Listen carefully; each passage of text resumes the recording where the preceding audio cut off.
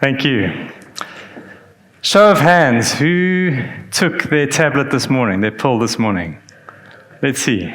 Yeah, your wife's trained you well, some of the guys.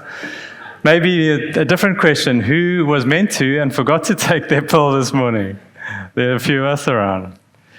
Well, ever wondered about the supply chain behind that little tablet? How it got there?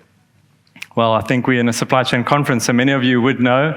And even now, my wife and my dad, they all know a little bit of supply chain thanks to COVID, because there's been a lot of supply chain in the news. But this little tablet originated on the snowy slopes of the Himalayan mountains. Well, maybe a good story, maybe not. But the active pharmaceutical ingredient gets put together with raw material. That goes into a tablet. That tablet goes into a blister pack, into a packet, into a shipper pack, then onto a pallet. From the pallet onto a truck, from the truck onto a ship. The ship across the ocean, from the ship through customs onto another truck, to the warehouse. From the warehouse it goes... gets picked, packed, and shipped, and gets sent off to a facility on another truck. And finally, that facility dispenses it to you as a patient. Quite a mouthful for one little tablet. And there's so much that is needed in that supply chain, and so much that can go wrong. My name is David Crewe-Brown. I'm the General Manager of Vitalliance. Vitalliance is an organization that was established as a partnership between a technology provider, One Network, and logistics provider, Imperial Logistics, with a focus of, Vitalliance focus of providing supply chain processes and services, and enabling through the relevant technology. So today I will tell you the story of that pill and how we are trying to make sure that it gets into the hands of patients across Africa and further afield. I'll be presenting a part of our, what we call a supply chain maturity model for developing markets. And I'll be looking at 2 case studies. Also be looking for your interaction. There'll be a little Menti survey, so get ready with your mobile device where you can just help me to kind of rate what you think where your organization or organizations that you work with are at. So supply chain is a real challenge to achieve all these rights. The rights, they talk about the rights of supply chain. For me as a supply chain practitioner, and I don't know about you guys, but you only get called when something goes wrong. You don't get called when things go right. And a lot can go wrong. But I've got a firm belief that by applying proper supply chain planning and principles, you can achieve these rights, and it's not just a pipe dream. Does this look familiar? Paper everywhere. We're in the pharmaceutical healthcare space, and we unfortunately see this picture quite often. You can manage with paper for a period, but as the complexities arise, as your scale increases, that supply chain breaks. And very soon, all those rights become badly wrongs. So what are the challenges in the public healthcare supply chain? First off, it's a manual process. See that time and again, and you saw with all those papers in the previous slide. There's also poor data. I think we've spoken about this enough at the conference, but data is really a bugbear in terms of being able to better manage your healthcare supply chain. There's a lack of visibility, so we don't have good visibility. You don't know how much stock you have, how much stock you need, how much stock is coming down the line. We also have unintegrated systems, and you have duplication and errors and lots of costs in the supply chain. We've got limited supply chain skills. Often in our space, pharmacists get asked to do this job of supply chain planning. They've been trained to look at medicine and dispense medicine and make sure that patients are getting the right medicine. And now they've got to do complicated tasks of looking at your minimum order quantities and your demand signals and supply signals and getting that medicine out and storing the right amount of medicine. You also have different agendas. The manufacturers have certain targets. They're quite different to the targets for the warehouse. which is, again, quite different to the target at the pharmacy, all are often counterproductive. And then finally, limited funds, and this is probably not an exhaustive list, but limited funds to do the right thing at the right time, in the right way, and actually getting the right systems in place. So the results of all of this is that you have high costs, you've got write-offs, and ultimately poor customer service, poor patient delivery of medicine. So that shows you the broken supply chain. So is it possible to actually make sure that you get supply chain perfection? Are there examples of that? And I've got an example for us about the Amazon story, and it's been quoted once or twice. But I think Amazon are able to, or they've taken this process of theirs, and they've got a lot of things right, and really, to me, are a supply chain hero of our modern day.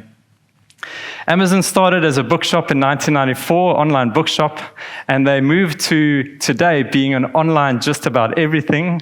That's a company that's worth $1.2 trillion. They've mastered supply chain and logistics, and they were transformational to change the delivery time from whatever it was before to promising customers 2-day delivery. At that time, that was revolutionary. And then when their competitors caught up, they changed the goalpost again and said, we'll do 1-hour delivery. And so Amazon have been able to do that. They sell over 12 million of their own products that are on their catalog. And they deliver 1.6 million packages a day. That's about 66,000 orders in an hour. This is an organization that has been able to do this by investing in the right supply chain processes, the right supply chain skills, the right supply chain technology, and they've become an absolute leader in the supply chain space. So, as an organization, Vitalliance, we believe that we can get to the Amazon success story of supply chain hero status. And we've put together what we call a maturity model that looks at the different phases of how do you mature in the supply chain. So the different phases of supply chain maturity will take you from the supply chain hero all the way to the supply chain zero. And the first process is a manual process. We've seen that with the paper. It's often very reactive. There's a problem, and you react to trying to fix the problem. As you mature up, you start enabling your process with a system. And that system will enable you to anticipate. So you start doing some planning, and as you do the planning, you're better able to anticipate what should be done next. The next step is looking at integrating. You start integrating across the system, no longer operating just in that little system, but starting to add some integration across. Then you start collaborating as business integration. You start collaborating across, and all systems start speaking to each other. And finally, in your network orchestration, you're orchestrating, and it's beyond just your organization. Your plan, source, make, deliver, return of your organization starts linking to the plan, source, make, deliver, return of the next organization and the next organization, up and down the supply chain. And that's when you start seeing the real network. We heard from a previous panel discussion is that that's when you start getting scale and start seeing real value within your supply chain space. So let me give you a quick example to just try and firm this up for you in an inventory management environment. If we look at a manual, those are stock cards and ordering books that you would use within a manual space. If you look in a system-enabled space, you are now putting that from paper onto an electronic system and using that system for your inventory management.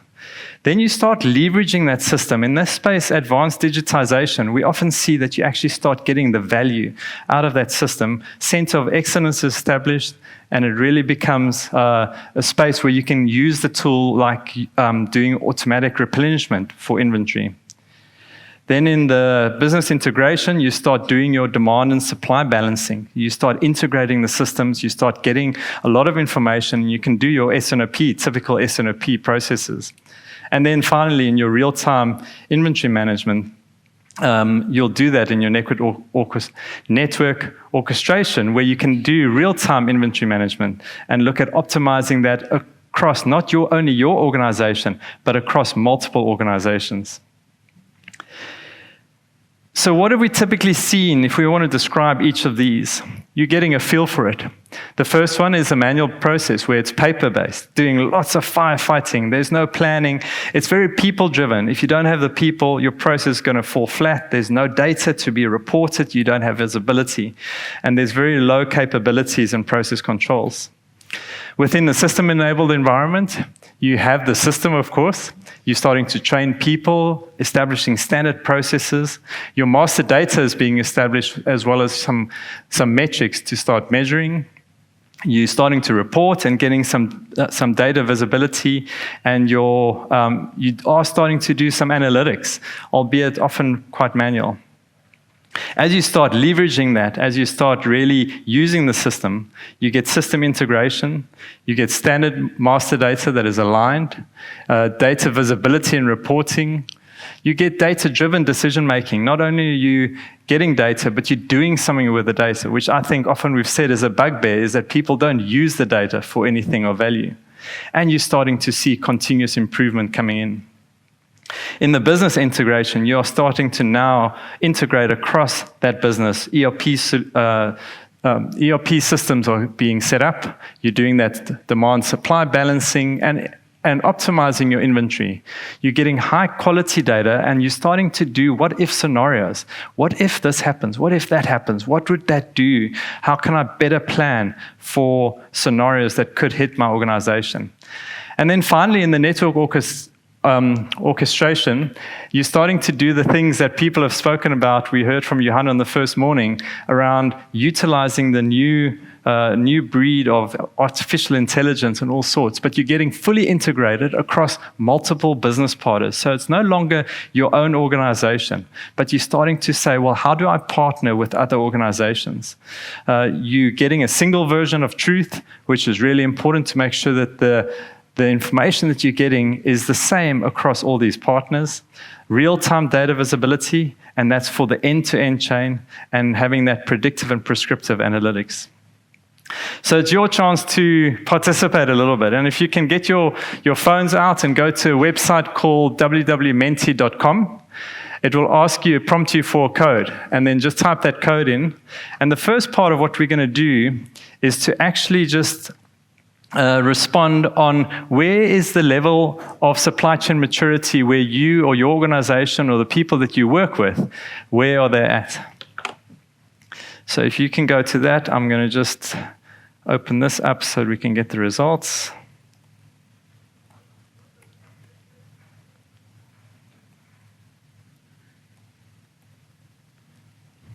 All right, and some results are starting to come through. Let's give it another few minutes to see where do people think they are at in terms of this maturity. Are you at the manual phase?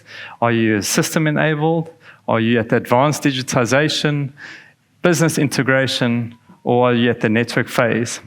And we can see many people still in that early phase. There are still some manual processes, lots of them in that system enablement, and starting to use that as best practice, using that for digital, advanced digitization, and some that have even progressed all the way to network integration, which is really amazing. I think that's where a lot of the Amazons of this world are in that space, where they can integrate almost seamlessly forward and backwards across their chain, from the supplier all the way to the customer and back again. All right, we're going to go to the next one. Thanks for those who have responded. There's one more, and I see just the last few coming in. But yeah, I think not unlikely of what we were thinking in terms of the responses coming through for that first one. If we can go to the next one, and I've just got a page down here.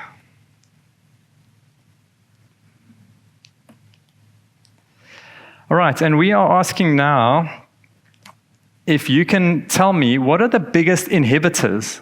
So we're looking at understanding what you guys as an audience feel are the biggest inhibitors to supply chain growth. And I've given a couple examples. Is it time, money, systems? Is it people, management, strategy? Is it political instability that we've heard a lot about, or standardization, poor quality of data, supply chain coordination, or coordination as a whole? So why don't you take a minute, give me 3 responses again on that same Menti. It should come up with the next part. I hope it has. And then we'll start seeing what people are saying in terms of the biggest inhibitors to driving supply chain growth. And here we go. We're seeing collaboration, data quality, systems. Definitely don't have enough of those systems. Let's give it a few more minutes. And as people start filling it in, we'll see what are the things that are popping out as the biggest inhibitors. In my experience, you've got to kind of figure out where are the problems, and then you can start saying, well, how do we solve those problems? Okay, last few people.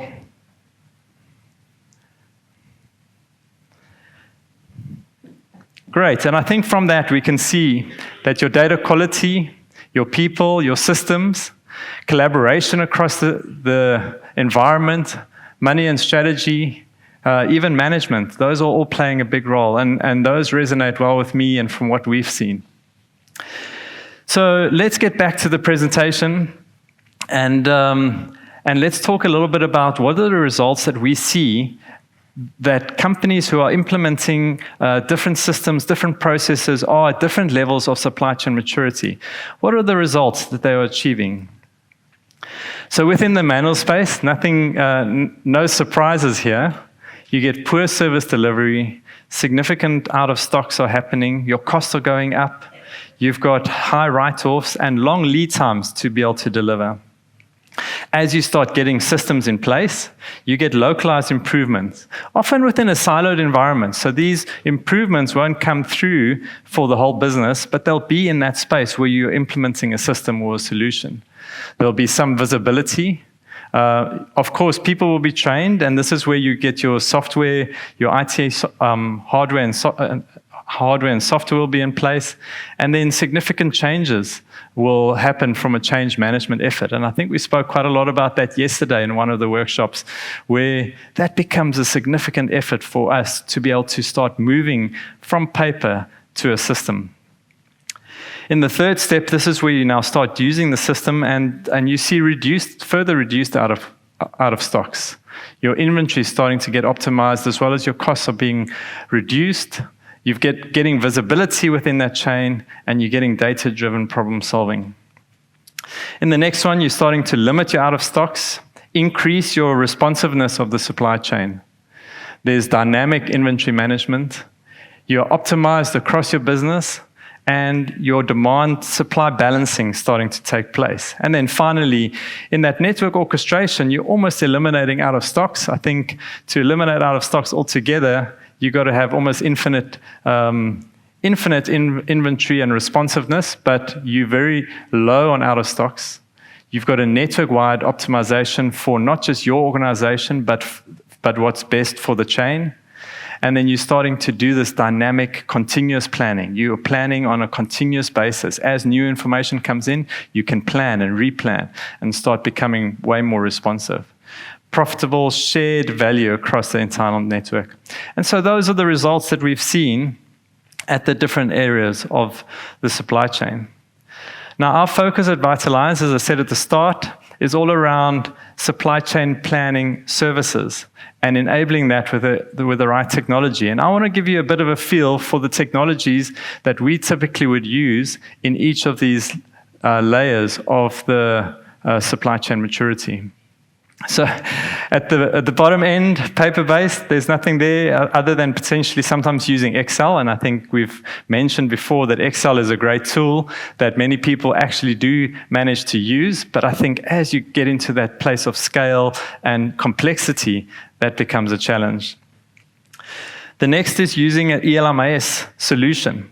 And I think Ian and I were traveling, and we kind of spoke quite at length about this, and we realized that actually that first implementation, as you move from paper-based system across to actually implementing a system, is often the most expensive. You've got to implement the system. You need all the IT hardware that goes with it. You've got to have all the people that you train up, and you've got this significant change management effort that you put in. In our space, OpenLMIS is a very good tool. We call it a great entry-level inventory management tool that's free to use and is supported by Vitalliance and by some of the partners of which some of you are here today. There's other tools like the Mezzanine SVS tool, there's a field tool, but there's some great tools in this space.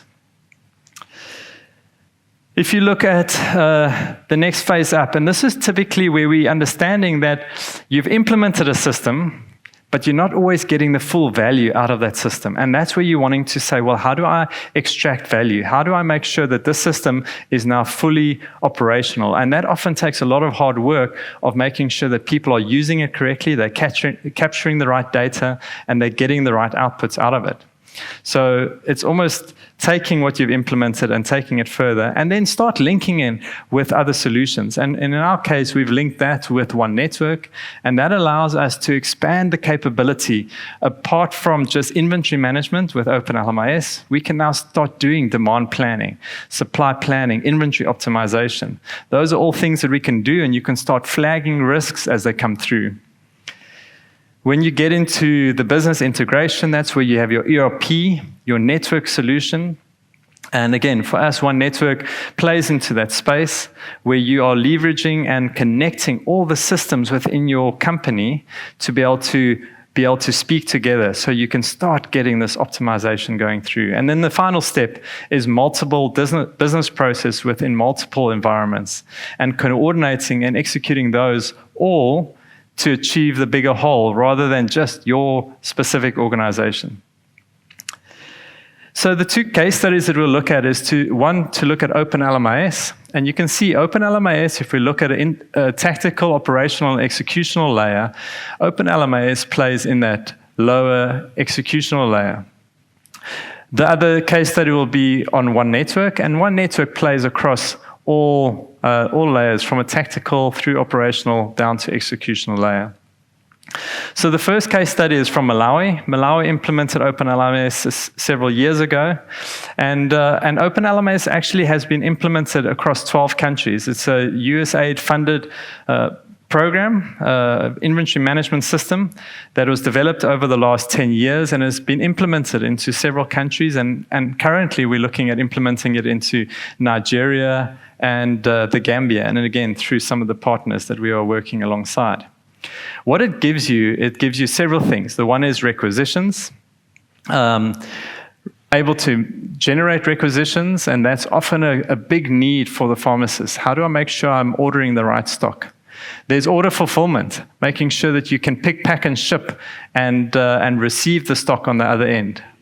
There's making sure you're keeping the right stock at the facility. So these are often implemented at facilities, at hospitals or clinics, and you need to manage the stock there. There's some analytics and reporting. There's a new functionality that we've implemented around mobile integration, and that's something that more and more people are asking for, to say, how do we make sure that you can actually manage your inventory management with a mobile device? And there's tracking of cold chain equipment through a tracking capability. So in Malawi, they implemented OpenLMIS in 2017 through 28 hospital districts and 5 central hospitals. It's currently spanning all their healthcare programs in Malawi. So often we find a little bit of kind of systems get implemented for one program and maybe not for another, as the different programs manage themselves fairly independently in ministries of health. But in this case, it's been implemented across all of them. And really, from visiting Malawi a few months ago, they see this as a core to their digitization strategy. So again, we've heard a lot about digitization, people talking about it. And as Malawi have taken that first step of going from paper to using a system, OpenLMIS is proving valuable. So this is maybe just a quick screenshot of what that looks like, and you get a sense of really a system that can tell you what product there is, what the opening balance is, how much you've used, what the closing balance is, and if you need to place an order or not, and how much you need to order at that point in time. So what were the successes for Malawi? They saw improved data visibility and improved data availability to be able to make decisions. So they started getting some data available and started making better decisions. And I think that can further be improved. Replenishment ordering was made easy. So the pharmacists who worked in the different clinics could actually start getting easier way of tracking their orders, placing their orders, and making sure that they're getting the order right. It also was a lot quicker for them. It simplified the work in the pharmacy in terms of how they actually manage the pharmacy. There was improved skills and capabilities, and that's transferable because you're using the same system across all these clinics. As people move around, they all can manage and operate on that system. And finally, I suppose most importantly, you had improved medicine availability and lower write-offs. So that was Malawi. The other case study is for the Rwanda Ministry of Health, and they implemented One Network as a solution. Now, if we look at One Network, you'll see that the typical picture that we look at is that end-to-end, all the way from the hospital back through the chain to your suppliers and your suppliers' suppliers and further, and then all the way back again. So in this environment, the things that a networked solution bring you is that idea of information is available in near real time or in real time. I think sometimes they say it's within seconds of a transaction happening that you can actually see. So zero latency and getting the benefit of that data being available. Also being able to translate the data, and as we know in terms of demand planning, you come up with a forecast at the hospital or the clinic, and that forecast becomes very different as it gets down all the way to your suppliers. If you have a network solution, that forecast remains the same and people get the information all the way down to the suppliers and the suppliers. You're starting to eliminate the impact of bullwhip effects taking place. You also have the ability to faster respond to when there's problems. So if a problem occurs, you are able to very quickly say, well, a problem occurred in this point. What are the things, what can I do? Because I've got the information trigger now. What can I do within my supply chain to respond? And are there things that I can do to mitigate that? And finally, that single version of truth that we spoke about earlier, that everyone is in that sense, singing off the same hymn sheet. You've got the single version of truth that's across all the facilities. So in Rwanda, they implemented this for their close on 12 million population through 900 facilities and 40 distribution centers. They also have 4 in-country warehouses where this was implemented, and they've got approximately 3,000 products that they use within Rwanda. So they implemented it, and it was the end-to-end from the supplier all the way to the patient with the aim of improving patient service levels. That was the main thing. How do we improve patient service levels? So looking at replenishment, transportation management, and all the orders, and managing their stock in a most effective way. And what did they see out of this? They saw the results were well, the first thing was a replacement of their paper-based system. And for me, interesting insight for Rwanda is that it went from being, you went from having a paper-based system to having a networked solution. And so there are ways of almost leapfrogging through those steps of maturity that we looked at earlier to say that you don't always have to go kind of in sequential steps. There are sometimes times where you can implement a network solution and build that up over a period of time. They saw improved patient services, reduced costs, all the efficiencies that we would have expected, and waste reduction and cost reduction in the system. And so it's been a really good implementation, and they're continuing to grow that to try and further get value from that kind of bigger networked solution. So what does it take to get from the zero all the way to supply chain hero? For me, there's a couple of insights that I'm taking out of this. The first one is leadership. Leadership needs to set the direction, the vision, and map out that strategic direction. They've got to tell you that this is where we're going, this is what we're going to do, these are the systems that we're wanting to use, or at least give you the direction of solving a problem, and then you can decide on which systems you want to use. The process needs to be established and standardized. I know that somebody mentioned it the other day that actually if you automate a suboptimal process, that suboptimal process or that automated process will just deliver the results, suboptimal results faster. So don't just take a broken process and put a system in. Fix the process. Make sure you get that right. Get the right people on board. We know that all systems still require people behind them. Make sure you get the people, train them, do the change management that you need, and get the buy-in and support. If you can get people to own the system and for them to get value out of the system, then you've got half the battle won, because then they're going to want to use it. They're going to start putting good data in. If they're just doing it out of compliance, we've seen that actually can result in even the data that you think you're getting that is valuable being kind of poor data.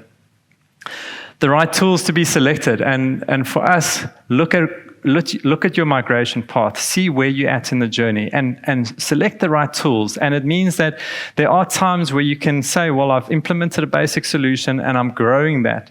And you might implement a second solution, and there might be times when you've got these tools integrated, and then sometimes where the one tool will replace another tool.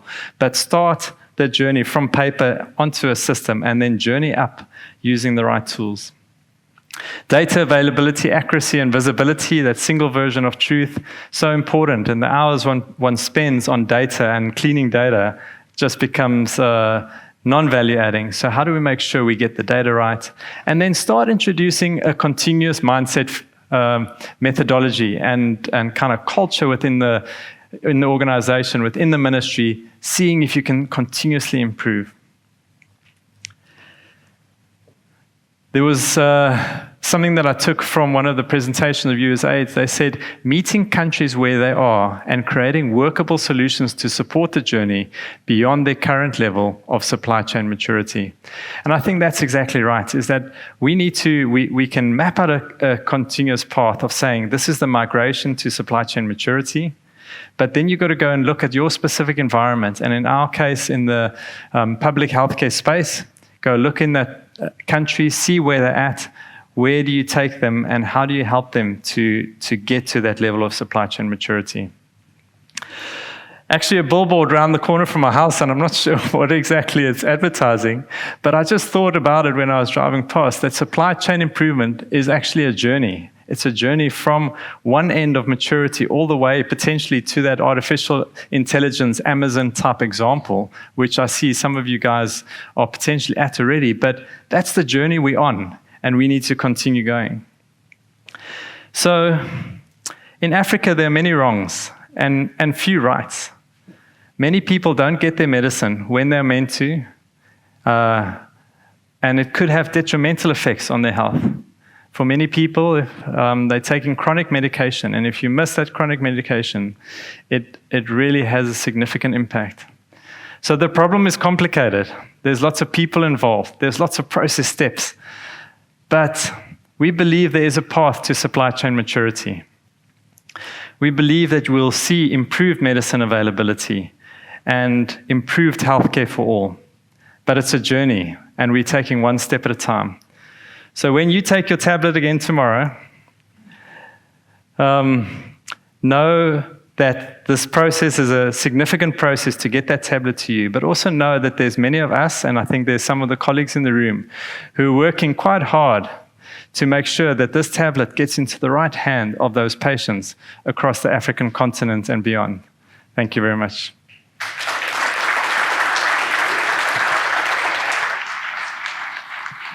Okay, guys, we've still got a few minutes left. Does anybody have questions for David?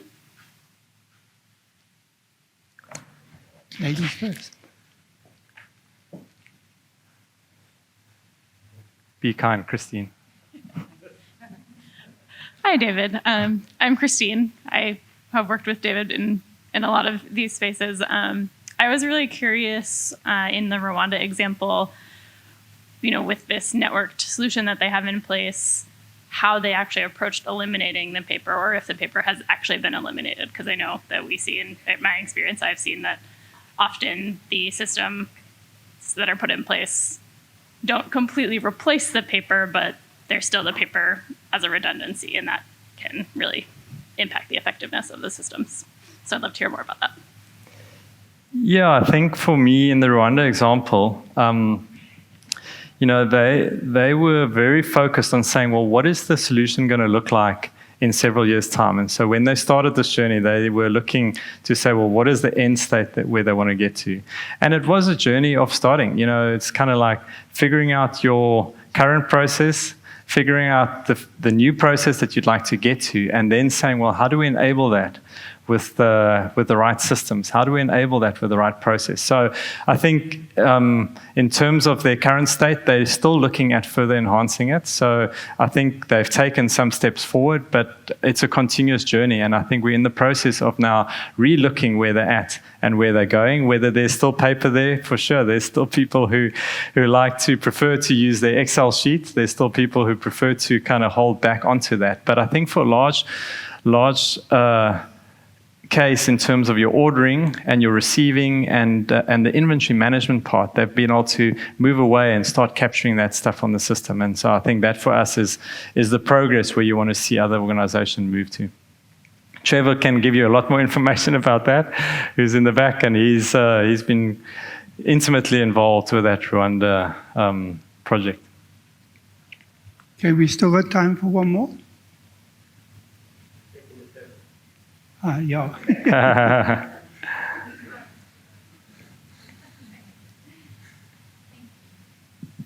Hi, I'm Dale. I'm from Mezzanine.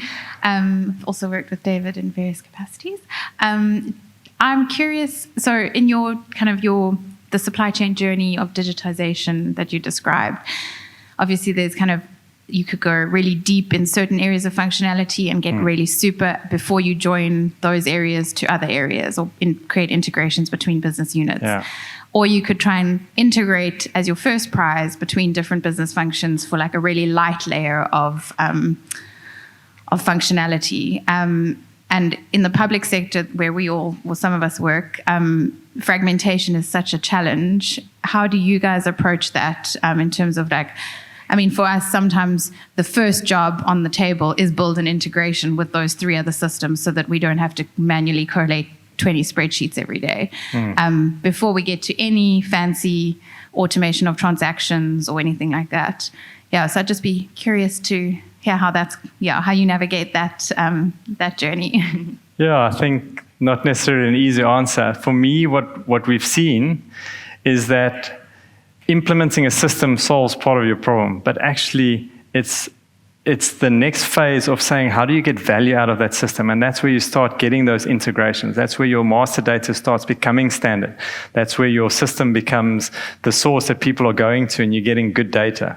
So often in our environment, you're actually not just getting a system implementation and then you can walk away. You've got to kind of say, well, we've now made that big first step. That big hurdle is overcome, but how do you now, to what you were saying, Dale, start integrating systems between each other and start making sure that data is speaking to each other, that you're getting integration?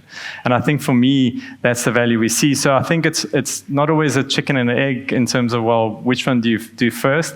But typically what we've seen, and maybe there's better ways, but we've seen this journey is a progression. It's a kind of step thing.